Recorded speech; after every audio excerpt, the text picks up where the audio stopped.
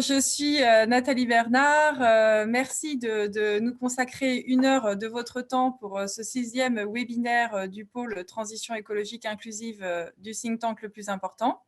Et j'ai le plaisir de co-animer ce webinaire avec Christelle Roger. Bonjour Christelle. Bonjour. Donc, notre focus du jour sera la souveraineté alimentaire dans le respect de la biodiversité et je remercie nos 4 intervenants que nous présenterons dans quelques minutes d'avoir accepté de contribuer à cet échange. Donc, la crise de la Covid a effectivement durement mis en avant la dépendance de la France et même de l'Europe sur certains approvisionnements sanitaires et accélérer la prise de conscience par les citoyens des enjeux de la souveraineté alimentaire. Et par ailleurs, le climat, la protection de l'environnement et de la biodiversité restent, malgré la crise économique et sociale, une vraie préoccupation des citoyens. Et l'agriculture a un rôle essentiel à jouer dans la réduction des émissions de gaz à effet de serre et la protection de cette biodiversité. Au cœur du réacteur de l'agriculture, se trouvent les territoires et les 440 000 agriculteurs qui le façonnent. Donc, ce que nous vous proposons aujourd'hui, excusez-moi, j'ai un appel juste à ce moment-là, c'est de nous attacher particulièrement à un état des lieux de la souveraineté alimentaire de la France, les modèles de production soutenables qui sont envisagés, et les enjeux sur les territoires en termes d'emploi, de compétences et particulièrement des agriculteurs. Voilà. Et donc, avant de passer la parole à Christelle Roger pour interviewer notre premier intervenant, je vous rappelle que vous pouvez nous adresser vos questions par le chat et nous y répondrons dans les 20 dernières minutes de ce webinaire. Voilà. Merci et bon webinaire à tous. Merci Nathalie. Donc Patrick Aron, on va commencer avec vous. Vous êtes docteur vétérinaire, spécialiste des systèmes d'élevage et des dynamiques territoriales. Vous êtes également chercheur au CIRAD depuis à peu près 30 ans.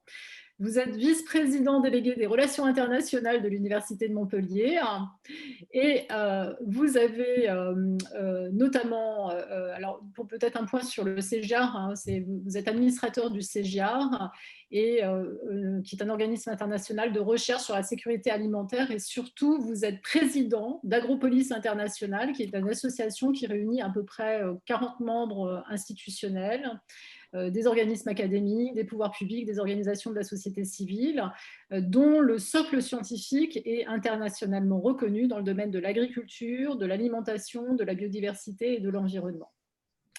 Alors, comme le disait Nathalie, on est rentré dans une dystopie d'une tragique réalité qui, en plus d'être une crise sanitaire, a perturbé nos certitudes quant à la capacité à pouvoir vivre en autonomie alimentaire. Le concept sémantique de souveraineté alimentaire recouvre plusieurs notions, des échelles variables entre le local, le global, des disparités de territoire qui obligent à penser spécificité pédoclimatique, des systèmes de mesures variables en fonction des pays. Et on a, par exemple, à titre d'exemple, une notion qui a été amenée par la FAO, hein, qui est l'Organisation des Nations Unies pour l'alimentation et l'agriculture, qui définit en fait une notion, par exemple, de ration alimentaire minimum pour établir la quantité de surface agricole nécessaire pour mettre en adéquation l'offre et la demande. Alors en fait, avec tout ça, est-ce que, Patrick Aron, nous avons les moyens de notre ambition d'une souveraineté alimentaire nationale qui prendrait en compte également les souverainetés alimentaires des autres puissances, des autres pays, et quelle est en conséquence la bonne échelle de relocalisation?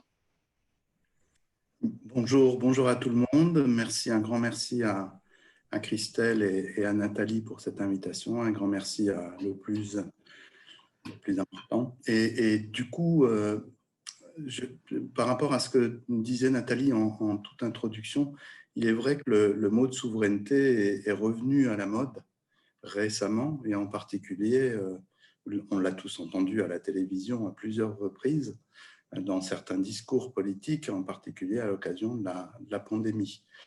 Ce mot, il était déjà utilisé dans le domaine alimentaire au cours des dernières années, au cours des 10-15 dernières années, mais beaucoup plus pour militer pour une reterritorialisation des circuits alimentaires, pour le local, et pour une réorganisation fondée sur la proximité, le lien entre le producteur et le consommateur, pour des produits de qualité, souvent associés à l'image bio. Et voilà. Et tout d'un coup, avec la pandémie, on se met à en parler aussi à l'échelle nationale, alors que pendant longtemps, on a vanté les vertus du marché international pour assurer la sécurité alimentaire.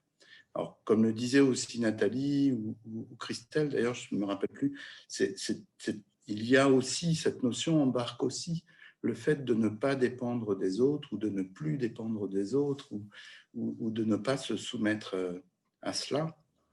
Et d'une certaine manière, on doit se réjouir de ce processus-là, du fait de reconnaître et de réaffirmer ce besoin de souveraineté alimentaire qui quand même était, pour lutter contre les famines et pour les guerres dans l'histoire, ça a quand même été l'essentiel de la construction historique de nos sociétés pendant des siècles et des siècles. Donc on peut s'en réjouir, on peut aujourd'hui s'en réjouir aussi, parce que cela nous permet de prendre en compte un certain nombre de problèmes et d'adresser un certain nombre de problèmes qui nous font d'une certaine manière, même sans exagérer, un peu aller dans le mur avec la question, je le dirais dans des termes crus, mais on peut détailler plus tard, de la malbouffe et de l'alimentation qui, pas uniquement par manque et carence, mais est devenue le problème majeur, la raison des problèmes majeurs de santé publique, y compris, je pense plus, et tout autant aux problèmes de surpoids et d'obésité, aux pathologies qui sont associées qu'aux problèmes de faim et de sous-nutrition. On peut penser aussi au fait que la déconnexion croissante entre le consommateur et le producteur, à tel point qu'on ne sait même pas si les nuggets ne poussent pas dans les arbres ou dans les champs. On peut penser au fait que l'alimentation soit aujourd'hui considérée comme l'un des principaux responsables des changements climatiques et de la perte de biodiversité.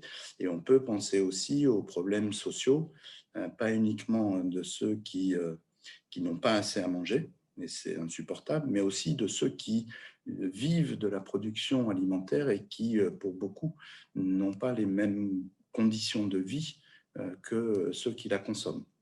Mais alors donc, on peut célébrer ça, mais dans le même temps, il y a des dérives possibles.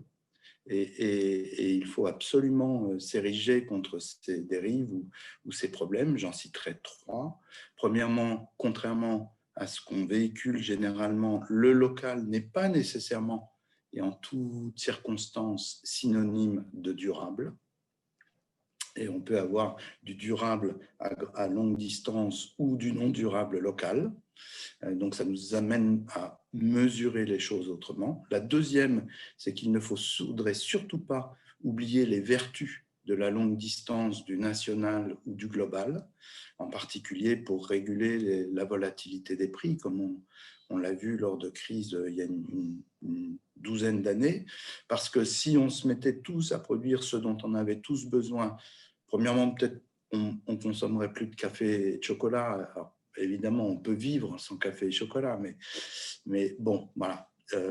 On aurait surtout le désagrément de ne voir augmenter la production en tout lieu pour augmenter les stockages et de ce fait d'augmenter les pertes et gaspillages. Et puis la troisième raison que je peux évoquer pour cela, mais on pourrait en donner plus, c'est que la concurrence est souvent beaucoup plus sévère dans des filières courtes non régulées qu'elle peut l'être quand on a les moyens de mettre en place des processus de régulation au niveau national. Et puis la troisième raison pour laquelle il ne faut surtout pas oublier les autres échelles, c'est le fait que si on parle souveraineté alimentaire ici en France, il n'y a aucune raison pour qu'il n'en soit pas de même dans les autres pays. Or, le modèle français a quand même été construit au cours des dernières décennies sur la capacité à exporter et à alimenter le reste du monde et la population, une population croissante. Donc, il n'y a aucune raison qu'on ait la sécurité alimentaire ici en France, qu'on continue à exporter au détriment de la souveraineté alimentaire en France et qu'on continue à exporter au détriment de la souveraineté ailleurs. Et donc, en conclusion, la souveraineté, absolument, c'est un acte politique de reterritorialisation. Le local, oui, c'est le ciment d'un pacte social important, mais attention à bien maintenir les besoins d'articulation entre le local, le national et le global. Merci Patrick. Nathalie. Merci. Je propose de passer la parole à Benjamin Perdreau. Benjamin, vous êtes responsable RSE au sein de la coopération agricole, qui est une organisation professionnelle rassemblant les 2300 coopératives agricoles et agroalimentaires françaises. Donc, vos missions sont de représenter leurs intérêts auprès de l'administration publique et de différentes organisations, et donc de les accompagner dans la mise en place des démarches RSE. Donc, in fine, de les valoriser au plus grand nombre. Et donc, auparavant, vous traitiez des problématiques de RSE au sein de l'organisme de certification AFNOR, voilà, en développant des outils d'évaluation. Donc, Benjamin, merci de vous joindre à nous. Et ma première question concerne les tensions que vous observez dans les filières pour pouvoir atteindre cet objectif d'autonomie alimentaire. Si vous avez la possibilité de citer des exemples concrets, voilà, pour illustrer vos propos, n'hésitez pas. Très bien. Oui, merci Nathalie, merci le plus important pour cette invitation au webinaire.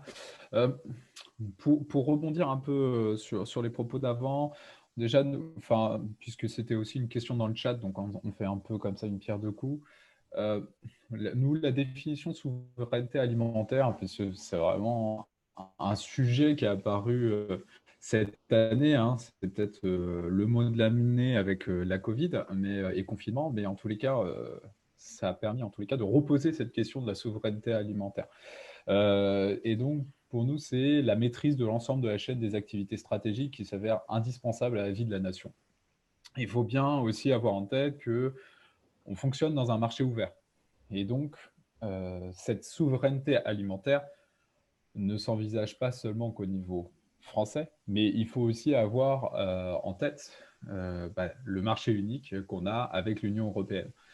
Donc ça, voilà, cette souveraineté alimentaire, effectivement, il faut bien réfléchir déjà au niveau français. Est-ce qu'on a la maîtrise de l'ensemble de la chaîne des activités, mais on interagit, on est dans un marché unique au niveau de l'Union européenne, d'autant plus qu'on a quand même la PAC, la refonte de la PAC qui arrive très prochainement, et aussi tous les projets de législation, directive, règlement au niveau de l'Union européenne sur le Green Deal, avec une stratégie qui s'appelle Farm to Fork, qui est un peu la déclinaison du Green Deal sur toutes les questions de transition agroécologique.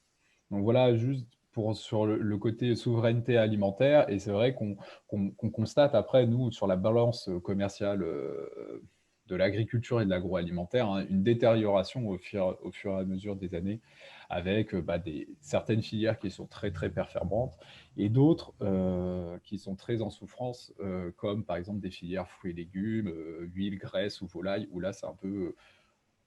voilà, on perd quand même pas mal de pertes de marché et on est déficitaire. Pour nous, sur la souveraineté alimentaire, il y a quand même 3 objectifs. Et on va voir que c'est pas forcément facile de répondre à ces 3 objectifs en même temps. Donc, c'est d'assurer l'indépendance de notre alimentation pour offrir à chacun une alimentation de qualité. Ça va être aussi la question d'une meilleure et plus juste rémunération des productions. Et ensuite, c'est comment garantir la pérennité de nos filières sur l'ensemble des territoires. Donc ça, c'est un peu les trois objectifs principaux sur la souveraineté alimentaire qui doivent en plus répondre à différents enjeux. Et c'est là qu'on a toute la question de la transition agroécologique derrière, puisque cette souveraineté alimentaire, les enjeux auxquels elle doit répondre, c'est relocaliser nos capacités, réduire les distorsions de concurrence européenne et internationale, assurer les transitions agroécologiques et sociétales, donc on vient bien avec le sujet d'aujourd'hui, et répondre à l'ensemble des marchés. Et c'est vrai, ce qu'on constate aujourd'hui, c'est qu'on a des demandes quand même, alors avec la loi Egalim, de monter en gamme de la production française, donc avec différentes démarches. On connaît très bien Agriculture Bio, hein, le label Agriculture Bio. On connaît moins bien HVE, et je vais y revenir après, donc haute valeur environnementale.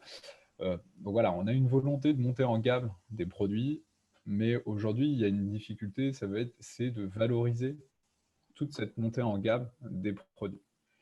Et après, c'est le dernier enjeu que j'avais cité, c'est on a besoin de répondre à l'ensemble des marchés.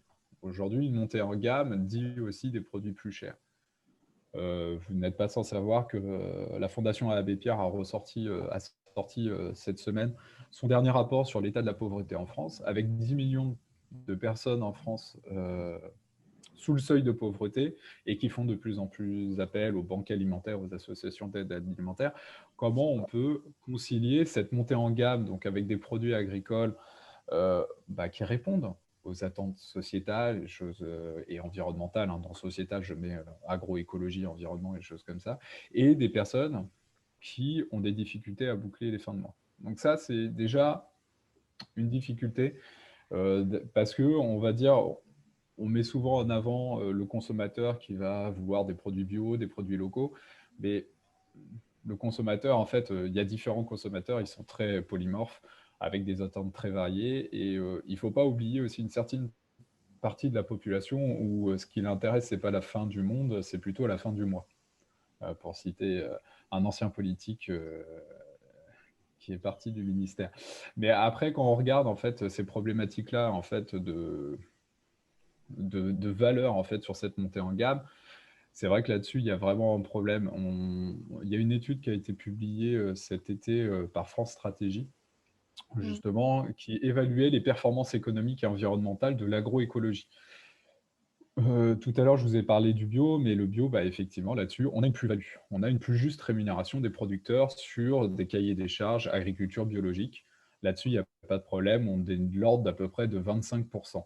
Donc là, on a création de la valeur et une plus juste rémunération des différents maillons de la chaîne avec ce type de production de cahiers des charges. Par contre, si vous voyez les autres cahiers des charges qui existent, et tout à l'heure, je vous ai parlé de HVE, qui est quand même quelque chose qui est poussé, hein, qui a un label ministériel. Là, par contre, il n'y a pas de valeur. Il y a même une réduction en fait, des bénéfices qu'on constate, puisque mettre en place une démarche HVE pour une exploitation, ça demande des investissements, de la formation aussi. Et le problème, c'est que le consommateur, il est HVE, pour lui, ça ne veut pas dire grand-chose. Donc, il ne va pas être prêt à mettre plus cher pour ce type de production.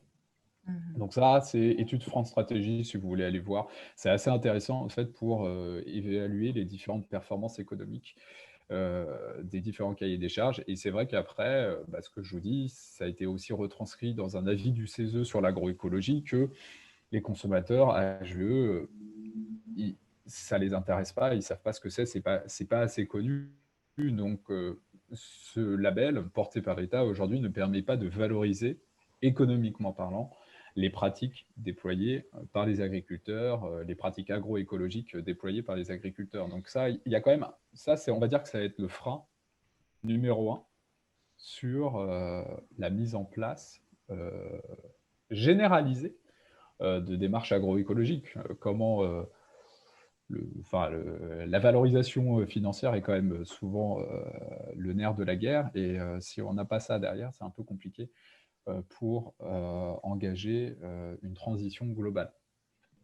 Et bon, et je ne vous parlerai pas après, mais on a pas mal aussi de problématiques techniques, hein, d'impasse technique. On a beaucoup parlé durant ces derniers mois de NNI ou même de glyphosate durant les dernières années, mais on va aussi se confronter à des impasses techniques où on n'a pas aujourd'hui des alternatives qui existent. Donc, souveraineté alimentaire, ok. Pardon, il y a... Benjamin, peut-être pour NNI, vous voulez dire? Qu'est-ce que vous entendez par NNI? Tout ce qui est betterave, les néocotinoïdes. Bon, j'ai réussi à le dire. Souvent, j'ai du mal. Dire le gros mot. Ouais, excusez-moi, j'ai un bon acronyme, mais bon, on en a beaucoup parlé, donc c'est tout ce qui est produits phyto qu'on utilise, qui a été interdit, mais aujourd'hui, il n'existe pas d'alternative, on va dire, généralisée. Il en existe quelques-unes, mais à très petite échelle, sur betterave. Et le problème, c'est que sans ces produits phyto, on constate des chutes assez dramatiques de rendement sur les betteraves avec des maladies comme la jaunisse. Donc voilà, donc ça met en péril toute une filière, puisqu'il n'y a pas d'alternative à ces produits phyto, donc NNI, dont on appelle. Donc, en tous les cas, le frein le plus important, c'est, pour résumer, c'est cette attente des consommateurs quand même, hein, de certains consommateurs sur des produits montés en gamme, comme ce qui a été voulu par la loi Egalim. Mais derrière, aujourd'hui, il n'y a pas, sauf pour le bio, de valorisation de toutes ces démarches-là. Et c'est ça qui est un peu difficile.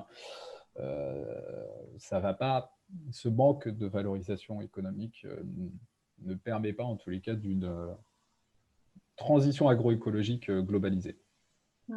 Merci Benjamin. Nous avons pas mal de questions sur le fil en parallèle et nous les adresserons toutes en fait à la fin, si vous le voulez bien. Déjà pour permettre à tous nos participants de s'exprimer, éventuellement d'interagir, et aussi dans le cas où certaines de vos questions trouveraient réponse pendant la présentation des participants suivants, voilà, qu'on puisse optimiser notre temps. Christelle, merci Benjamin, et je te repasse la parole. Oui, merci Benjamin. Et justement, je crois qu'on va avoir la parole du terrain avec Stéphanie Beauvais. Vous avez, Stéphanie, un parcours atypique parce que vous êtes parisienne d'origine, avez exercé un métier dans le domaine du graphisme. Et puis, il y a 10 ans, vous avez décidé de changer de métier pour devenir éleveuse d'un cheptel d'à peu près 130 brebis dans le Cotentin, en repassant par la case lycée agricole notamment. Alors, des brebis qui vivent à leur rythme, nourries à l'herbe. Ça, c'est peut-être un point important, à l'herbe des prés salés.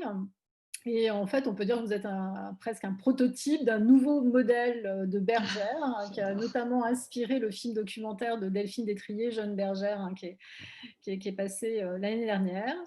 Alors Stéphanie, vous vous inscrivez dans un modèle singulier d'élevage à taille humaine, sans nourriture artificielle. Vous avez sur 10 ans vécu 8 années de survie afin, enfin, au bout de 8 ans, rembourser votre emprunt. Est-ce que vous pouvez nous décrire comment vous en êtes arrivé là, les caractéristiques de votre métier, et est-ce que vous considérez que votre métier participe du développement d'un modèle agricole soutenable d'un point de vue environnemental et puis surtout viable économiquement, et de quelle façon? Il y a plein de questions intéressantes. Vous venez de me tendre plein de perches passionnantes. Alors, je ne vais pas réussir à répondre dans le bon sens de vos questions, enfin dans le même ordre, mais il y a plein de choses très, très constructives à dire. La première, c'est que, donc, votre première question, comment j'étais devenue éleveuse, eh ben, c'est en ayant la chance d'être aidée par un FONGECIF, donc un congé individuel de formation. Et ça fait partie des choses assez novatrices dans l'histoire du travail, c'est-à-dire de pouvoir bifurquer en milieu de carrière et réapprendre un métier, réorienter son rapport au travail, se repositionner et réinventer son rôle social. Et c'est vrai que de nos jours, en agriculture, on ne se lance pas si on n'a pas une formation. Ce n'est pas forcément une formation scolaire, ça peut être une formation sur le terrain en apprentissage, mais il est évident que, enfin, ça c'est un petit clin d'œil à tous les candidats néo-ruraux qui se demandent actuellement comment ils peuvent quitter Paris. On ne change pas de métier sur un coup de tête, et devenir agriculteur, c'est pas changer de métier, c'est changer de vie, c'est changer de rapport au monde, c'est changer de rapport à soi-même, changer de rapport à l'argent. Et ça passe évidemment par une forme d'apprentissage d'un nouveau métier, puisque même si c'est le métier le plus ancien de l'humanité, qui consiste à se nourrir et nourrir sa tribu, nourrir sa famille, c'est pas parce qu'on l'a tous dans notre mémoire génétique qu'on est capable de le pratiquer de manière contemporaine. Donc, il faut vraiment insister sur le fait qu'il faut un apprentissage. Et l'apprentissage, il va nous amener à la fois une connaissance technique, mais aussi il va nous permettre d'apprendre à analyser un territoire pour créer une entreprise qui correspondra aux besoins de ce territoire. C'est-à-dire, est-ce que ce territoire, il est naturellement nourricier et est-ce qu'il est plus apte à produire des végétaux, de l'élevage, de la vigne, de l'arboriculture. Ensuite, il faudra analyser tout ce qui permet de constituer une filière. C'est-à-dire, quand on veut être éleveur, il faut évidemment réfléchir aux abattoirs, à la mobilité, au transport. Quand on souhaite faire de la vente directe, il faut aussi réfléchir à est-ce que les pratiques de vente directe sont déjà monnaie courante dans cette zone? Est-ce qu'il y a des citadins? Est-ce qu'ils auront un pouvoir d'achat pour acheter des légumes bio? Est-ce que ces pratiques existent déjà et sont déjà dans les mentalités des consommateurs? Donc, l'analyse d'un territoire, c'est une dimension qui est essentielle quand on veut devenir agriculteur, aussi cruciale que l'apprentissage de la technicité en elle-même. Et puis, enfin, ce qui est très intéressant dans une formation, c'est qu'elle nous oblige à bosser en réseau. Et la notion de réseau, elle est ancestrale et historique en agriculture, puisque même si en disant ça, je vais penser à tous ceux qui rêvent donc de quitter la ville en se disant ouais, je vais être autonome tout seul, je veux quitter la complexité des métiers trop transversaux et je veux être en autonomie. C'est un mot qu'on entend très souvent dans les projets de reconversion agricole. Des gens qui veulent être, des porteurs de projets qui veulent être autonomes. Or, ce n'est pas possible en agriculture. On ne peut pas être autonome, tout simplement parce que l'agriculture, elle s'est développée sur une dimension un peu tribale, en tout cas d'entraide, de collaboration. En milieu rural, on est foutu si on pense vouloir faire les choses tout seul. Ou alors, il faut être Robinson Crusoe et aller vraiment vivre tout seul sur une île et devenir hirsute. Mais une ruralité épanouie et un maillage territorial épanoui dans l'agriculture, il passe forcément par le renforcement d'un réseau d'entraide, de connexion entre voisins agriculteurs, qu'ils soient dans des productions similaires ou pas, peu importe. Mais cette notion d'entraide, elle est essentielle, et d'effervescence, de réfléchir ensemble, de trouver des solutions ensemble, de prêt de matériel, d'entraide morale aussi, puisque dans l'agriculture, boire des coups ensemble et refaire le monde, c'est essentiel et c'est un ciment très important qu'il ne faut pas minimiser. Et donc, l'apprentissage agricole, il va nous amener ces trois dimensions, l'analyse d'un territoire, l'apprentissage technique d'une production et puis la notion de se renforcer dans un réseau. Du coup, j'ai oublié vos autres questions parce qu'en plus, comme je suis bavarde, mais comme les autres interlocuteurs, on part dans tous les sens quand on est passionné de son sujet. C'était en fait une question très détaillée, mais justement, c'était le modèle. Est-ce qu'il est soutenable à la fin, à la fois d'un point de vue environnemental, mais vous avez commencé à y répondre. Oui, alors mon modèle à moi, mon modèle de production, il est plus que soutenable d'un point de vue environnemental. Je dirais même qu'il constitue la clé pour que l'élevage soit durable. C'est-à-dire que donc mon troupeau de moutons est un troupeau que j'ai façonné de manière assez rustique et résistante. Et le troupeau est quasiment toute l'année à l'herbe. Il pâture les prés salés, qui sont des grands espaces recouverts par la marée une fois par mois. Et les prés salés relèvent du domaine public maritime, c'est-à-dire que ce sont des espaces collectifs. On est même plusieurs éleveurs à mélanger nos troupeaux.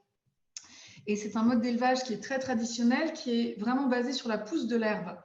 Ça paraît évident pour beaucoup de gens qui peuvent nous écouter dire « bah oui, c'est normal de faire pâturer des animaux en broutant de l'herbe ».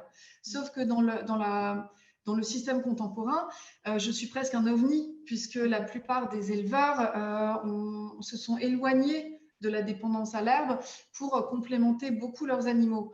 Alors, ils le défendent par une nécessité qui est réelle. La nécessité, c'est que la société de consommation leur réclame des carcasses d'animaux calibrées, homogènes à chaque saison, avec des carcasses qui sont standardisées, qui sont interchangeables, mais c'est au détriment du goût et c'est également au détriment de la croissance naturelle de l'animal. Donc moi, mon troupeau, il est basé sur la pousse de l'herbe. Et c'est du bon sens paysan, hein, mais de nos jours, dans des réunions entre agricoles, je passe un peu pour une farfelue de défendre l'herbe. Et je complémente quand même mon troupeau 2 mois par an, parce que la réalité saisonnière, c'est qu'on a 2 mois de l'année où l'herbe a beaucoup diminué, n'a presque plus de valeur nutritionnelle. Donc un éleveur, il doit quand même nourrir un petit peu son animal pour pallier au manque d'herbe à certaines saisons. Mais tous mes choix zootechniques et mes choix de commercialisation, mes choix de valorisation gastronomique d'agneaux, ils se font en fonction de la pousse de l'herbe et la ressource naturelle. Donc d'un point de vue environnemental, je suis sur une véritable durabilité. Maintenant, d'un point de vue social, pendant les premières années de mon exploitation, j'ai réussi à survivre grâce à l'aide du RSA, parce que je ne pouvais pas me payer. Je pouvais me rémunérer, je crois que les 3 premières années, je me suis sortie 0 €. Et puis au bout de 3 ans, j'ai commencé à me sortir 200 ou 300 € par mois pour finir par me salarier un SMIC au bout de 8 ans, une fois que j'avais remboursé mes emprunts.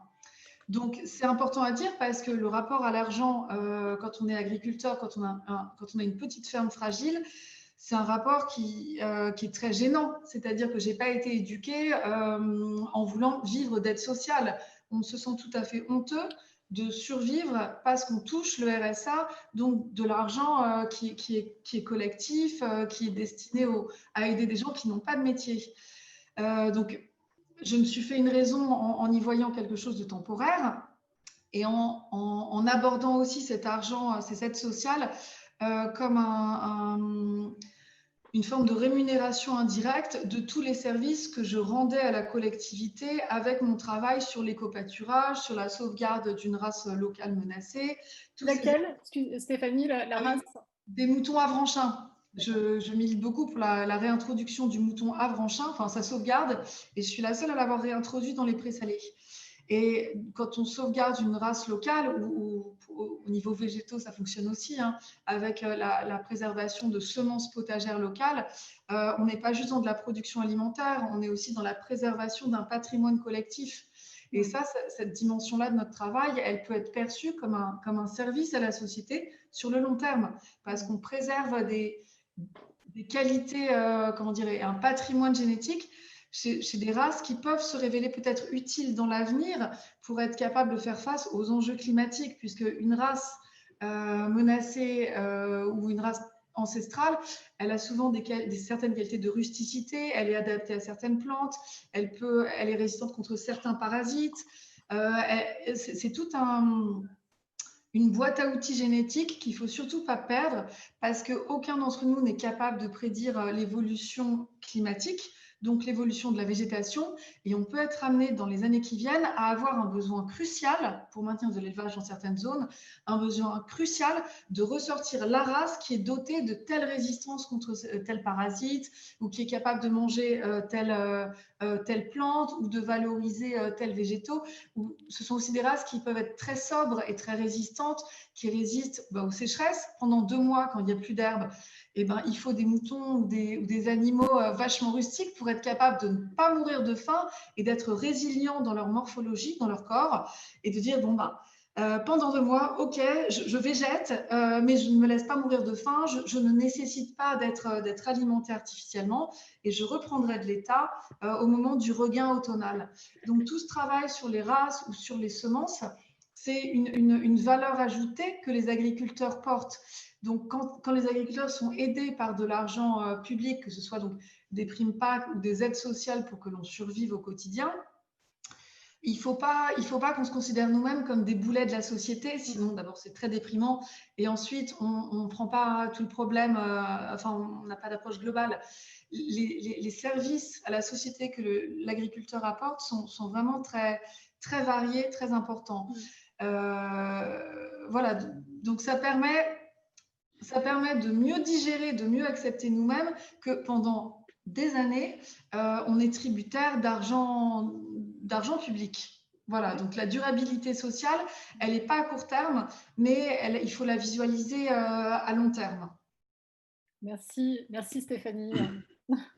Merci beaucoup Stéphanie, et je veux dire qu'on est assez content de vous avoir aussi parce que vous êtes une femme jeune en agriculture et ça fait un nom et un adjectif qui sont un peu moins fréquents que hommes de plus de 50 ans, qui représentent la moitié des agriculteurs. Merci pour ce témoignage. Je vais passer la parole à Jean-Alain Divanac. Donc, Jean-Alain, vous êtes membre de la commission environnement de la FNSEA et président de la FDSEA du Finistère. C'est cela, Donc, oui. la FNSEA, c'est 212 000 adhérents, si j'en crois le site internet, Oui. qui accompagnent les paysans français dans leurs projets pour trouver des solutions face à leurs difficultés, quelle que soit la taille de leur exploitation, leur mode de production, leurs signes de qualité ou les circuits de commercialisation. Et vous-même, vous êtes agriculteur dans le Finistère. Vous produisez du lait en conventionnel et du porc en conventionnel et label rouge. Et j'ai envie de vous poser une question en lien vraiment directement avec le sujet, et parce que vous connaissez aussi très bien le terrain, qui est: qu'est-ce qu'un territoire attractif pour un agriculteur et qui favorise la transition écologique? Sur cette question, et avant de répondre directement à la question, peut-être je reprendrai quelques mots-clés donc, de l'introduction de ce webinaire. Le mot souveraineté a été utilisé par les autres intervenants aussi. Et effectivement, moi j'ai bien noté, c'est quelque chose qui nous tient à cœur au niveau de la FNSEA. Il s'agit de prendre en compte la nécessité d'interdépendance qu'il y a entre les agriculteurs, entre les régions françaises et entre la France et d'autres pays européens et d'autres contrées du monde. C'est aux antipodes de quelque chose qu'on pourrait qualifier d'autarcie. La partie alimentaire, souveraineté alimentaire, on l'a bien vu depuis le début de cette année 2020, l'aliment, c'est comme le besoin premier de l'homme, même si effectivement on a fait passer ces quelques mois-ci la santé au devant. Malgré tout, l'aliment, c'est le besoin quotidien. Et dans notre société aujourd'hui, les milieux urbains ont quelques jours d'autonomie alimentaire. S'il n'y a plus de transport, les pénuries guettent les principaux centres urbains en quelques jours. La biodiversité aussi, donc c'est bien sûr le respect du vivant, du végétal et de l'animal, donc tout ce qui nous entoure. Donc, et il est mis aussi aujourd'hui largement en exergue, avec des excès aussi peut-être, ou des questions qui peuvent interpeller notamment les agriculteurs d'un certain nombre de régions de France. Quand au nom de la biodiversité, par exemple, on a remis le loup dans certaines contrées où il est antinomique avec l'élevage traditionnel tel qu'il se pratique historiquement dans ces régions. Donc, ensuite, la transition écologique inclusive, effectivement, l'inclusion des agriculteurs d'abord dans la société, c'est la première chose, puisqu'ils sont acteurs, effectivement, dans les territoires ruraux pleinement donc, de la vie de ces territoires. Et l'inclusion aussi, vous l'abordez au niveau le plus important, donc l'inclusion humaine et sociale. Donc, on a vu là-dessus, et c'est peut-être une des limites aussi, puisqu'il y en a, au niveau du premier confinement, donc quand il y a eu des problèmes de main-d'œuvre dans l'agriculture, donc des opérations telles que des bras pour ton assiette ont été lancées au mois de mars-avril. Donc, on a vu une quantité effectivement de personnes intéressées pour travailler. On a vu par contre une inadéquation entre ces personnes-là et les besoins, inadéquation des fois géographique, des problèmes de mobilité proches aussi, et peut-être des problèmes de compétences, même si, et là c'est important de le mentionner, je pense, même si souvent c'était des métiers ou des tâches qui étaient offertes qui ne requéraient pas de grandes compétences au départ, il y a malgré tout le fait d'un travail répétitif en extérieur, parfois au niveau du sol, donc des choses que effectivement les personnes qui étaient disponibles à ce moment-là n'acceptaient pas en tant que telles et ne répondaient donc pas forcément à une demande qui était réelle et qui a malgré tout, et c'est dommageable, été resservi dès que les frontières ont été réouvertes, avec notamment dans tout ce qui est les productions de fruits ou autres dans le sud de la France, donc avec des travailleurs qui viennent soit du sud de l'Europe, voire d'Afrique du Nord. Donc, le territoire attractif, j'arrive à votre question, donc c'est bien sûr un territoire qui doit être dynamique et qui doit, on parle beaucoup de biodiversité, mais moi je parlerai de diversité à plusieurs endroits, ça a déjà été abordé par les autres intervenants aussi. Il faut de la diversité, c'est ce qui crée la richesse n'importe comment, à quelque endroit de notre société ou dans nos... Vous avez été coupé. C'est ce qui a aussi le débat et on est là pour y contribuer. Donc, la dynamique d'un territoire, c'est bien sûr l'économie et le social. C'est ce qui permet d'avoir une vie pour tous les citoyens, qu'ils soient agriculteurs, mais surtout avec les autres, puisque j'étais hier dans une réunion où un agriculteur évoquait son secteur d'activité où il y a moins de 10 habitants au kilomètre carré. Donc, ce sont des secteurs, effectivement, où les agriculteurs exercent, mais ils ont besoin aussi d'avoir une vie sociale, d'avoir peut-être pour leurs enfants, bien sûr, des écoles, des centres de formation, et de ne pas être obligés de s'exiler pour le premier besoin social qu'ils ont. Le local global, ça a été abordé également par Patrick Caron.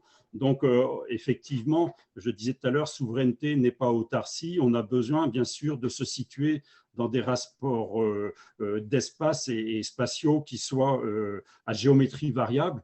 Donc, on peut faire du local, on peut faire du global. L'agriculture française a toujours été exportatrice, et tant mieux, non pas pour volonté hégémonique, mais puisque quelque part, on a un contexte pédoclimatique qui nous permet de faire une multitude de productions et une richesse de ces productions-là. L'exportation en matière économique aussi, ce n'est pas forcément une fin en soi, mais c'est une manière aussi de rester dans la course vis-à-vis des compétiteurs. Quand on est sur des marchés ouverts, on ne peut pas se permettre, on n'est pas un village gaulois, et donc on doit rester en phase avec l'économie qui nous entoure et des compétiteurs qui un jour pourraient peut-être nous damer le pion chez nous-mêmes, puisqu'on se serait quelque part déconnecté en coût de production ou sur les productions. Deux exemples par rapport à ça, sur notamment les productions de viande, souvent dans les carcasses de nos animaux, culturellement, des pays ou des contrées ou des continents ont des approches différentes de la consommation de certaines parties d'animaux. Et donc, sur le porc, pour l'exemple, on est heureux de trouver des bouchers, notamment dans le sud-est asiatique, pour les parties qu'on ne consomme pas ou qu'on ne valorise pas en France, notamment tout ce qui est oreilles et pattes. Donc, ce sont des choses qui, plutôt que générer un déchet qui serait dommageable, donc sont valorisées à ce niveau-là. Elles ne sont pas forcément valorisées très cher, mais ça concourt quand même à faire une tranche de jambon qui, in fine, coûtera moins cher, puisque le jambon, le cochon n'est pas que jambon. Un autre exemple aussi du global sur un produit non agricole, on sait très bien que tout le recyclage de nos ferrailles, par exemple, repart pour l'essentiel en Asie aussi, pour nous revenir sous forme de tôle et de barres métalliques, puisque l'on n'a plus d'aciérie en France notamment. Donc, on est dépendant aussi de ces pays-là. Aujourd'hui, on exporte quelque part un potentiel de pollution, puisque souvent ce sont des activités effectivement qui généraient des nuisances, mais on a exporté aussi du travail et on a exporté forcément du social. La coexistence...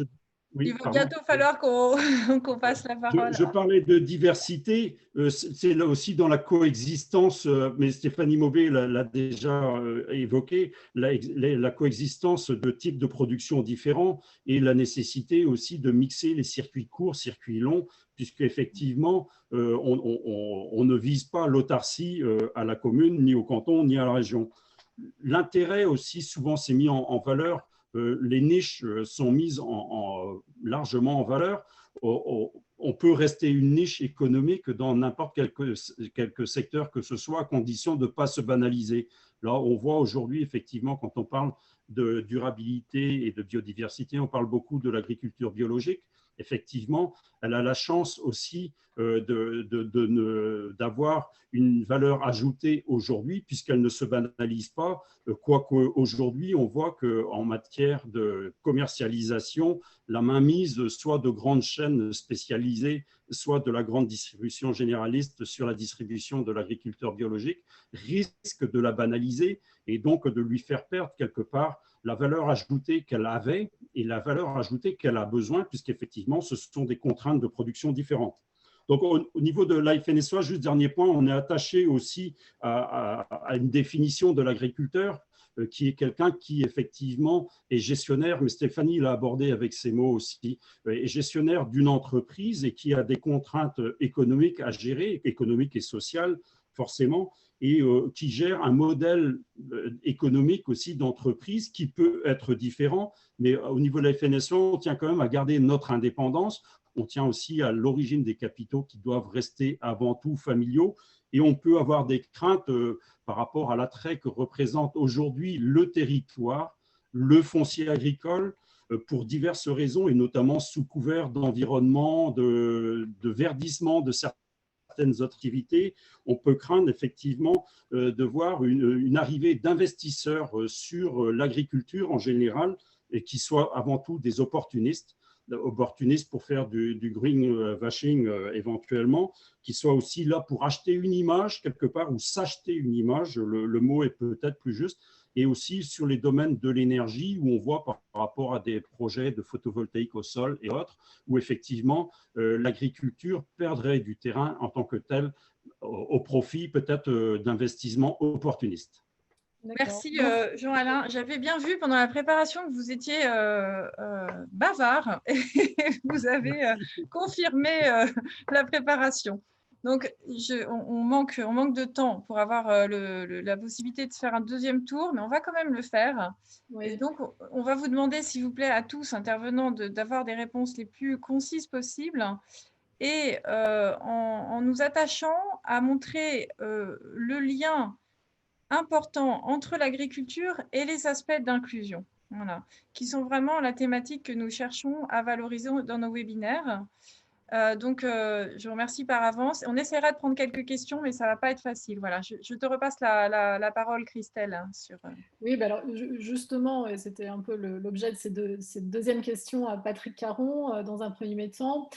On aborde souvent un modèle respectueux de l'environnement à des exploitations qui ne peuvent pas générer du rendement suffisant pour créer des emplois notamment sur les territoires, des emplois pour les plus précaires.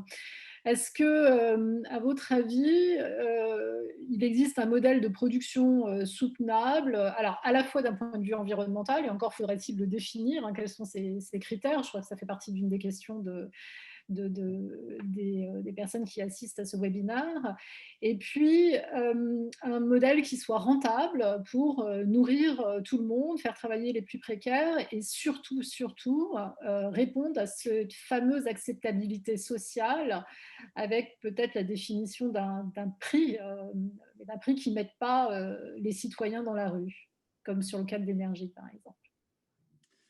Je vais du coup être assez caricatural pour être court. Vous m'en excuserez par avance. Jusqu'au XXe siècle et dans toute l'histoire de l'humanité, on a pensé qu'il fallait,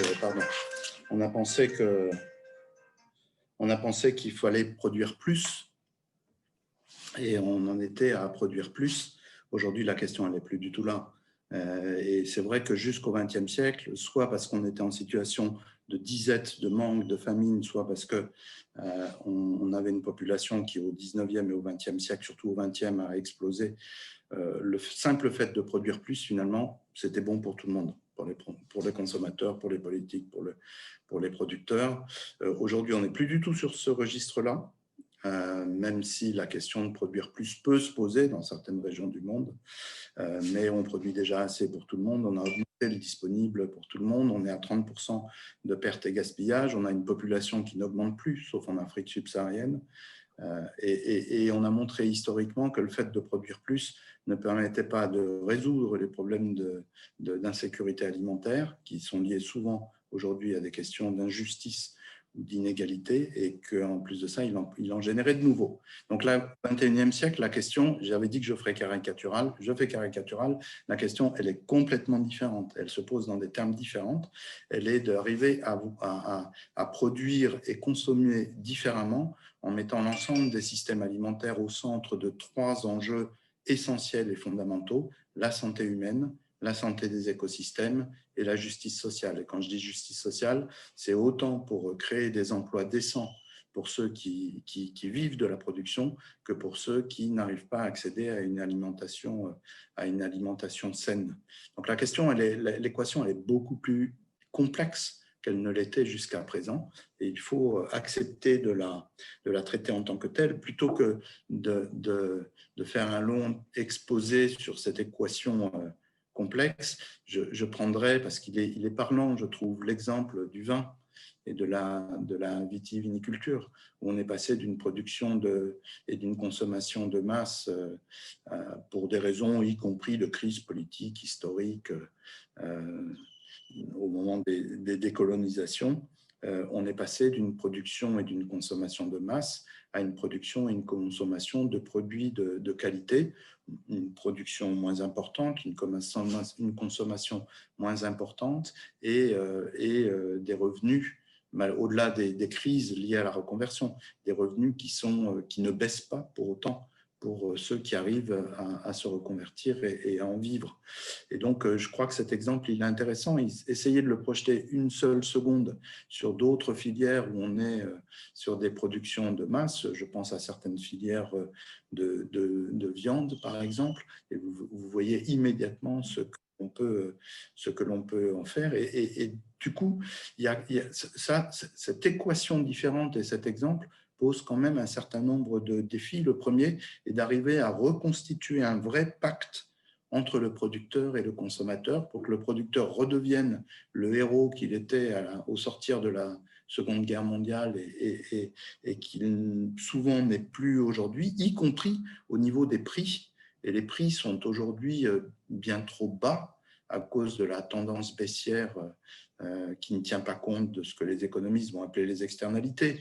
Donc, tous les désagréments sanitaires, environnementaux ne sont pas intégrés dans la question du coût et du prix de l'aliment. Il faut remonter les prix de l'alimentation, mais pour autant, on voit bien, quand on a essayé de le faire avec le prix de l'énergie, le mouvement, ça a été le détonateur quand même du mouvement Gilets jaunes, et on voit bien à quel point la reconstruction d'un pacte politique autour de ces enjeux-là est extrêmement délicate. Le durable a un coût, il a un coût individuel, il a un coût collectif, il a un coût politique, et retrouver cette construction du monde, pour faire écho à Stéphanie, refaire le monde à partir de ce pacte-là, c'est ça l'enjeu aujourd'hui, y compris jusqu'à la construction. J'avais eu dans le chat une question sur le... Excusez-moi, Monsieur Caron, mais je vais devoir vous demander de conclure, parce qu'on a beaucoup d'intervenants derrière, et voilà. Vous êtes tous... C'était juste répondre à la question sur l'accord Union européenne-Mercosur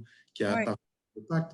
Alors, si vous le voulez bien, excusez, si ça ne vous dérange pas, on finit le tour des intervenants et on prendra les questions si on peut, parce que pour que chacun puisse avoir le temps d'intervenir. Voilà, je m'excuse, je dois jouer ce rôle du timekeeper. Non. Et le sujet est un énorme sujet, et voilà, vous êtes tous, excusez-moi du terme, mais bavards, mais c'est normal, c'est votre expertise. Voilà. Donc, je m'excuse de devoir vous couper, et je passe la parole à Benjamin. Merci, Patrick Caron. À Benjamin, du coup, sur la thématique des exemples, des actions qui sont mises en œuvre par les COP pour apporter des solutions à la fois en termes de valorisation des transitions et pour lever les freins périphériques qui ont été identifiés pour que les agriculteurs puissent opérer ces transitions. Monsieur Divanac a abordé la question du foncier, du financement, de la formation, etc. Oui. En complément, quelques mesures là qu'on portait. Enfin, suite au premier confinement, on a publié en fait une plateforme de 30 mesures d'avenir avec différents sujets en fait sur le sujet en tous les cas d'une souveraineté alimentaire agroécologique avec 4 axes. renforcer un modèle alimentaire compétitif sur tous les marchés, utiliser les atouts du modèle coopératif pour renforcer la structuration des filières et accélérer la transition agroécologique, financer la décarbonation et les transitions agroécologiques et promouvoir le produit en France. Donc, bon, tout ça, vous pouvez retrouver ça sur notre site lacoopérationagricole.com. Mais par exemple, là-dedans, on avait plusieurs mesures qu'on a poussées là, dans les derniers débats parlementaires sur le projet de loi de finances. Par exemple, on a voulu créer un fonds de transition agroécologique, un peu à l'instar de ce qui se fait sur le bio, le fonds d'avenir bio, où c'est des fonds publics qui viennent en soutien de développement de nouvelles filières agroécologiques. Là, ça existe aujourd'hui pour le bio, ça vient d'être abondé dans le plan de relance France Relance. Donc voilà, l'idée, c'était de ne pas avoir seulement ça pour le bio, mais aussi pour d'autres pratiques agroécologiques. Et un autre élément, celui-là, alors ce fonds de transition agroécologique, il n'a pas été retenu dans le débat parlementaire. Par contre, un élément assez intéressant qui a été retenu, lui, c'est le crédit d'impôt HVE, donc pour toute structure qui s'engage dans des démarches HVE, d'obtenir des crédits d'impôt, comme aussi il existe pour le bio. Donc on voit aussi que on va avoir des différents dispositifs financiers de soutien qui se mettent en place pour cette voie agroécologique. Et donc après, il y a pas mal d'actions qui sont mises en place, mais ce que disait M. Caron, sur tout ce qui est les services rendus par les écosystèmes, c'est aussi quelque chose sur lequel travaillent des coopératives et ce qu'on appelle les paiements pour services environnementaux. Je pense que ça peut être quelque chose d'assez intéressant et qui va prendre de l'ampleur, puisqu'il y a déjà des premiers cadres qui ont été développés au niveau du ministère de l'Agriculture. Et nous, on a plusieurs coopératives en fait, qui se sont engagées dans la mise en place de ces paiements pour services environnementaux. Donc, c'est fournir une prime à l'agriculteur pour les différents services qu'il rend aux écosystèmes. Donc, par exemple, on a les vignerons de Buzet. On parle encore du vin, désolé. Mais en tous les cas, il y a pas mal de choses comme ça qui se mettent en place. On peut parler, par exemple, justement, Vivesia, une coopérative céréalière Grand Est, qui a mis en place une prime pour les céréales HVE ou certification environnementale niveau 2, pour soutenir un peu, alors que derrière, il n'y a pas forcément de valorisation sur les marchés, mais en tous les cas, ça permet d'engager des agriculteurs dans ces problématiques, dans ces transitions agroécologiques. Donc voilà, quelques exemples, je pourrais en citer plein d'autres, mais le temps est compté, donc je me limite à ça. Merci Benjamin. Donc on va passer à une question pour Stéphanie aussi. On sait qu'aujourd'hui, les jeunes sont plus vraiment intéressés par les métiers agricoles, qui sont jugés comme pénibles, peu valorisants. Est-ce que vous pensez que votre modèle peut devenir un exemple de reconversion pour d'autres, que c'est facilement reproductible, démultipliable, attractif pour apporter justement de l'emploi, notamment pour les personnes qui sont peut-être plus défavorisées, plus éloignées de l'emploi depuis plus longtemps et donc les plus précaires? Il y a deux dimensions intéressantes. La première, c'est que une exploitation agricole, en fait, c'est un super outil et il ne faut pas les voir comme toutes sur le même modèle. D'un point de vue fiscal, organisation, juridique, c'est vraiment une coquille géniale qui peut être tout à fait évolutive et qui peut prendre plein de formes différentes. Ce que je veux dire par là, c'est qu'il y a 1000 manières d'être agriculteur, il n'y a pas une manière. Donc, la notion d'inclusivité, elle fonctionne tout à fait parce qu'on peut façonner son exploitation à son image quand on est chef d'exploitation.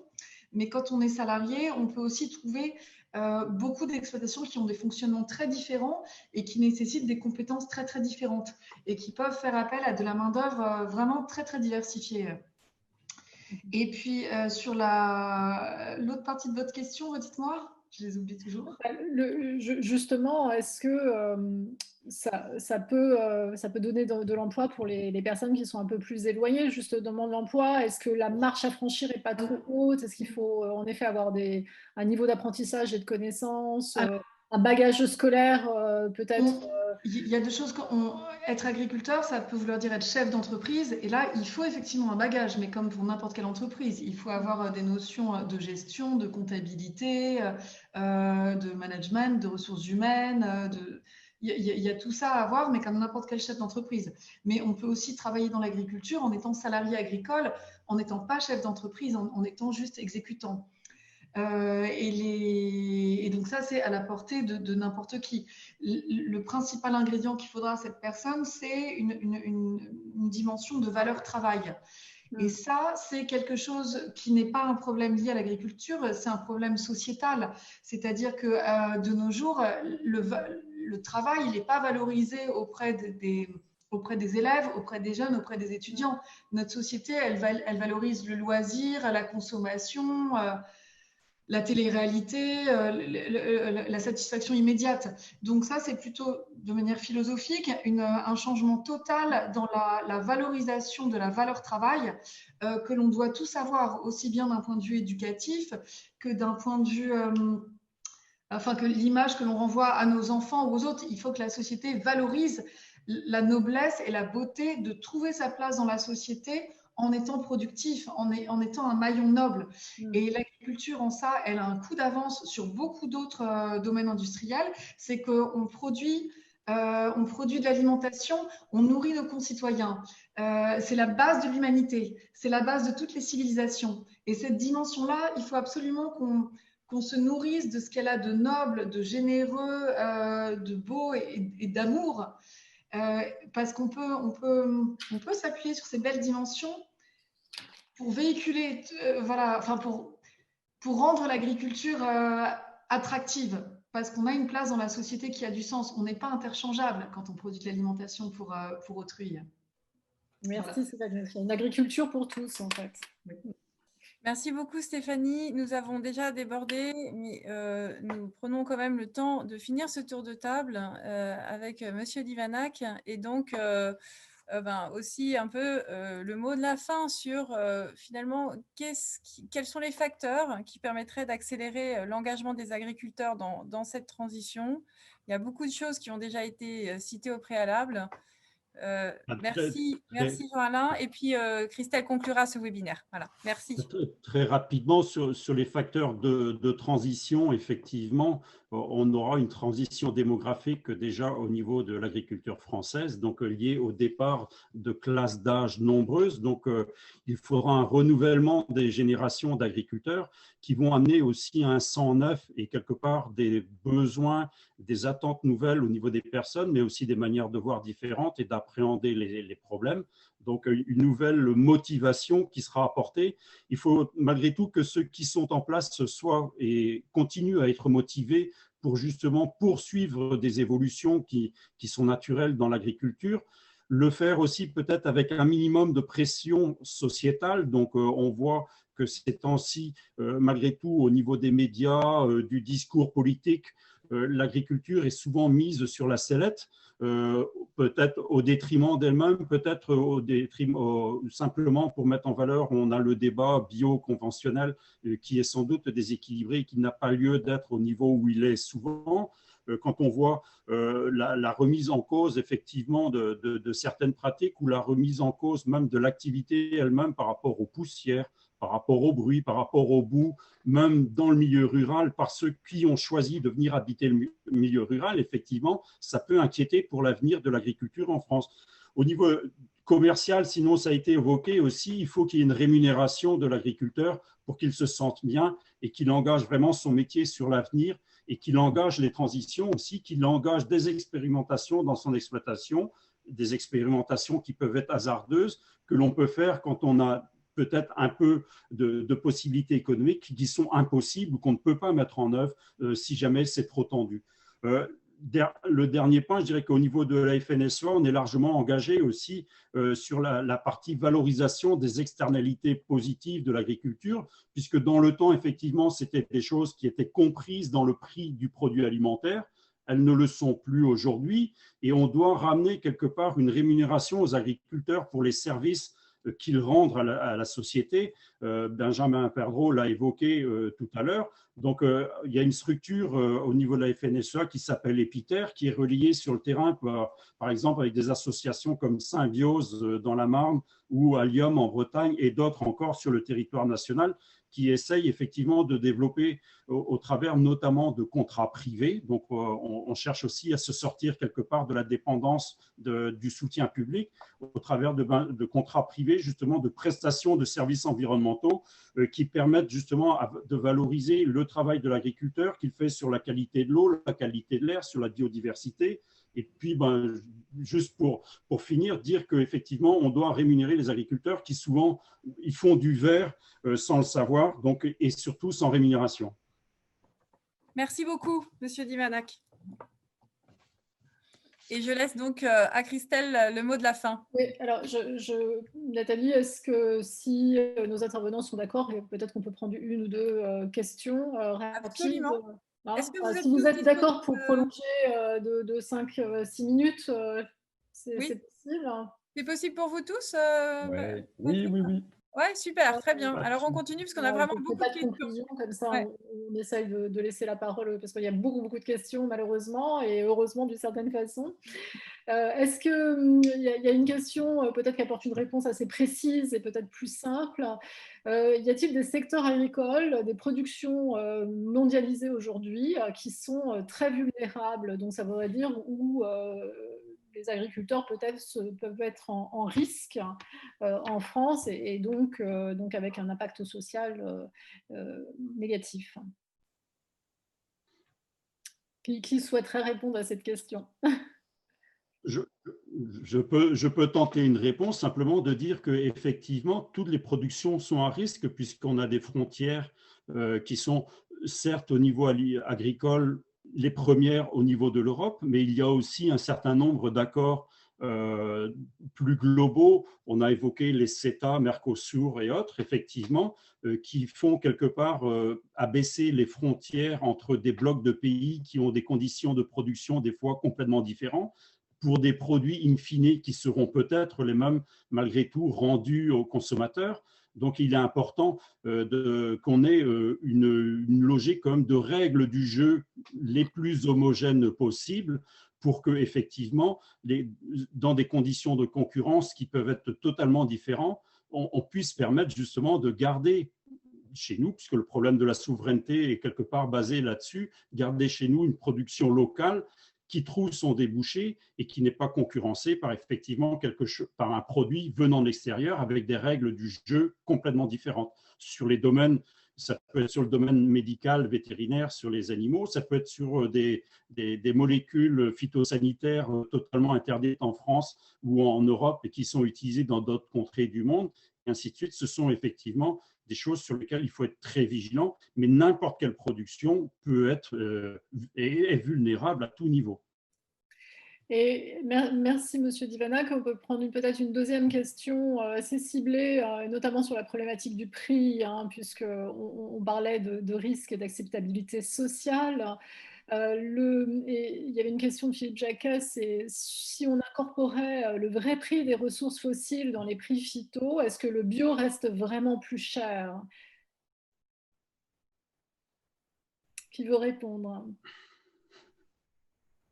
Je peux tenter, enfin, moins que les autres, mais je pense que le bio se fera sans phytosanitaire de chimie, donc effectivement avec des coûts externes importants. Le problème du bio n'est pas la charge, c'est surtout la recette de la production bio, qui est une recette qui est la multiplication d'un prix unitaire. On l'a vu, qui est souvent, étant mieux, plus important et plus intéressant en bio, mais qui est multiplié en général par une quantité de production qui, elle, est très aléatoire, d'autant plus aléatoire que le producteur n'a pas les filets de sécurité, quelque part, de la chimie qu'on a utilisée depuis la dernière guerre mondiale allègrement et peut-être avec certains excès. Donc, il n'a pas ces filets de sécurité et quelque part, quand la production peut-être est intéressante en quantité, elle ne l'est pas forcément en qualité non plus. On voit ça notamment pour des chaînes un peu longues telles que les légumes apertisés ou congelés. Il faut qu'il y ait une production qui soit d'une qualité irréprochable à la sortie du champ. et qui ait des qualités, des perspectives de conservation aussi pour être introduites dans une chaîne alimentaire longue et subir des process industriels pour la pertisation ou la congélation. Et là, on voit qu'aujourd'hui, d'une part, la recette de l'agriculteur elle est plus aléatoire puisque le rendement est très aléatoire. Mais on voit aussi, pour reprendre cet exemple qui sort du vin, sur les légumes dits industriels, les petits pois, haricots et autres qui passent dans des cycles industriels, on voit aussi beaucoup de productions qui ne sortent pas du champ, puisqu'effectivement, elles ne peuvent pas rentrer dans les circuits, les process industriels. Donc, il y a une forme de gaspillage, mais il y a surtout une recette totalement nulle pour l'agriculteur à ce niveau-là, dans ce cas-là. Merci, Monsieur Divana. Et peut-être oui. un rajout là-dessus, c'est sur ces approches entre intégrer le prix du pétrole, des énergies fossiles dans les produits phyto, c'est attention aussi à tout ce qui est transfert d'impact. Donc, on peut avoir, effectivement, sur du bio, on va utiliser des produits, produits phyto naturels et pas de synthèse. Mais par contre, après, on va avoir peut-être une utilisation accrue de machines, de traitements thermiques aussi, ces choses comme ça. Et quand on regarde en fait ce qu'on appelle les analyses du cycle de vie, donc c'est-à-dire multi-impact, donc carbone et autres impacts sur les écosystèmes, et multi-étapes, on voit en fait que entre agriculture bio et conventionnelle, en fait, c'est pas si évident de ça d'avoir un côté binaire en fait, puisque on va voir, sur les analyses de cycle de vie et les études qui ont été réalisées, on peut avoir un impact plus important sur le changement climatique, sur l'agriculture biologique, parce qu'il y a une hypothèse derrière, et Jean-Alain Divanac l'a un peu dit, c'est ce côté aléatoire de la production. Donc, pour une production constante, globalement, le bio, il faut plus de surface. Voilà. Donc, c'est très difficile en tous les cas, mais il faut faire attention en tous les cas sur ces transferts d'impact. Si on utilise moins de produits phyto de synthèse ou pas du tout en bio, il y a quand même après des pratiques qui vont générer quand même des émissions de gaz à effet de serre sur d'autres postes dans l'exploitation. Est-ce que éventuellement, Stéphanie, Patrick, si vous souhaitez rebondir pour compléter cette réponse à la question, qui est aussi liée notamment à une autre question sur l'aménagement du territoire également. Mais Stéphanie, Patrick, je ne sais pas si vous souhaitez... non. Non. Je veux bien avoir un rappel de la question, parce que comme on est tous bavards, on oublie la question de base. Donc, la question, elle était liée en fait à l'incorporation du vrai prix des ressources fossiles dans les prix phyto. Et est-ce que, en effet, le bio reste vraiment plus cher? Parce qu'au final, en fait, c'est presque une mesure d'impact sur l'analyse du cycle de vie global. Oui, tout à fait, si on devait prendre en compte le prix des énergies, mais j'ai envie de parler aussi du prix de la santé dans ces cas-là. Et le prix de l'aménagement du territoire. C'est le prix de la biodiversité, puisque dans un produit sain, peu traité, ok, il est plus cher, comme c'est le cas du bio, mais sont inclus ou plutôt ne sont pas inclus des charges qui vont être ensuite sur les épaules de la société. Donc la santé, c'est-à-dire toutes les maladies plus ou moins liées à l'excès de pesticides, aux perturbateurs endocriniens, etc., ainsi que tous les coûts pour reconstituer de la biodiversité là où on l'a rasée, c'est-à-dire replanter des haies là où on les a rasées il y a 10 ans, réintroduire des tritons crétés, de l'avifaune, plein de petites mesures, ça coûte des fortunes. Il y a des réels budgets pour recréer de la biodiversité à des endroits où il y a 20 ans, on a tout ravagé. Donc, on est dans des enveloppes différentes, mais cette notion de vase communicant, elle est quand même un peu absurde. D'accord. Écoutez, merci Stéphanie. Je ne sais pas, Patrick, si vous avez... vous avez coupé votre micro. Voilà. Je veux bien continuer avec 2 commentaires très rapides pour à la fois compléter ce que mes collègues ont dit et puis au passage répondre ou traiter d'autres questions. Ce qu'on vient de se dire à propos de la production sur les analyses de cycle de vie vaut également sur l'ensemble de la chaîne de consommation. Et question sur est-ce qu'il n'y a pas oxymore entre court et longue distance et durable. C'était une des toutes premières questions. Et justement, on a des grandes surprises dès lors qu'on fait des analyses de cycle de vie sur le fait que selon les modes de distribution et d'accès à l'alimentation, ce qu'on appelle le dernier kilomètre, on a parfois des très grandes surprises en voyant que le local peut avoir une empreinte bien supérieure à du longue distance. Je ne dis pas ça pour déqualifier le local, pas du tout, mais juste pour avoir... il nous faut rétablir des formes de mesure de l'empreinte qu'on n'était pas habitué à mesurer, et on peut comme ça voir des choses qui sont totalement contre-intuitives. Et la deuxième chose, c'est par rapport aux accords commerciaux et à l'intérêt de la souveraineté alimentaire. Il est en particulier cet intérêt au-delà des définitions multiples. Il y avait une question là-dessus aussi.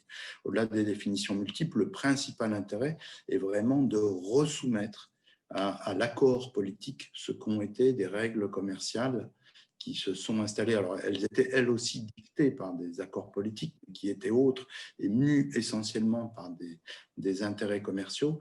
Et ce que disait, j'aurais envie de dire, mais ça nous emmène dans 3 heures de discussion supplémentaire, donc ce sera... On va être obligé de couper.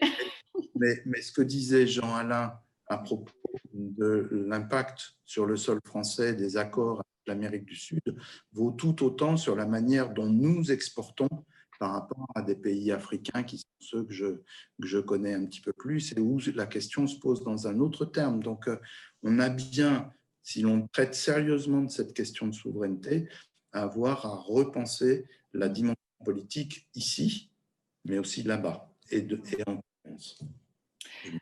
Merci Patrick. Donc là, on va plus pouvoir prendre d'autres questions. Ce qu'on peut faire, c'est prendre une photo de l'ensemble des questions et éventuellement vous les redispatcher ou vous les soumettre, et on pourra notamment prendre en compte vos questions dans un rapport de synthèse qui sera publié à l'issue d'un webinaire de synthèse de l'ensemble de la série des webinaires Transition écologique inclusive. Donc ce webinaire aura lieu sûrement début 2021, janvier ou février. Et dans ce rapport, nous pourrons synthétiser vos éléments de réponse sur l'ensemble de ces questions par grandes thématiques d'intérêt. Écoutez, alors Stéphanie a dû nous quitter entre-temps. On la remercie bien évidemment pour son cas d'illustration très remarquable. Et nous vous remercions tous les 4 pour cette intervention riche. En fait, il nous faudrait presque une série de webinaires sur la thématique de la souveraineté alimentaire avec l'axe écologie et l'axe social pour rebondir et approfondir chaque sujet.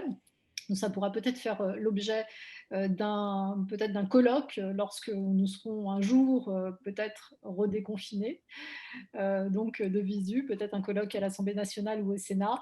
On essaiera avec le think tank d'y réfléchir. Donc merci aux personnes dans la salle, en tout cas dans la salle virtuelle. Nous prenons en compte vos questions et prochain rendez-vous à notre webinaire, Nathalie, c'est le 7 décembre, je crois, le prochain webinaire Transition écologique inclusive. Le 10, Christelle. Le 10 décembre, oui, excuse-moi. Le 10 décembre, et donc... sur l'accompagnement de la transition écologique en termes d'emploi et de compétences. Voilà. Merci à tous et rendez-vous au prochain webinaire. Merci à tous. Au revoir. Merci. Au revoir. Au revoir.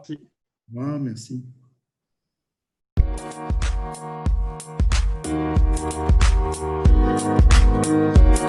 Merci.